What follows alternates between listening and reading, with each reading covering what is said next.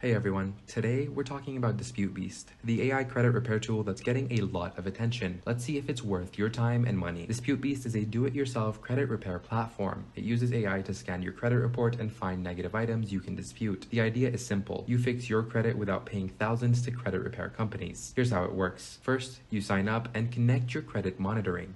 The AI looks at your report and spots errors, old accounts, and items that might be wrong. Then it creates dispute letters for you. You can print them at home or have them mailed automatically. Now, let's talk money. Dispute Beast says it's free, but that's not the whole story. You need their credit monitoring service to use the AI features. That costs $50 a month. Compare that to traditional credit repair companies that charge $2,000 to $3,000 a year. What I like about Dispute Beast is that the AI does the heavy lifting for you. There's no need to figure out what to dispute or how to write letters. You get live training sessions 4 days a week, plus they have like 24/7 support. Over 15,000 people are using it, so there's a real community. But here are the downsides as well. It's still do it yourself, so you're doing the work yourself. Results aren't guaranteed and the credit repair takes time. Some users complain about billing issues, and $50 a month adds up to $600 a year. Dispute Beast works best if you want to learn about credit repair and don't mind doing the work. It's cheaper than hiring a company, but you need to stay on top of it. Attack every 40 days. Keep monitoring active and be patient. The verdict?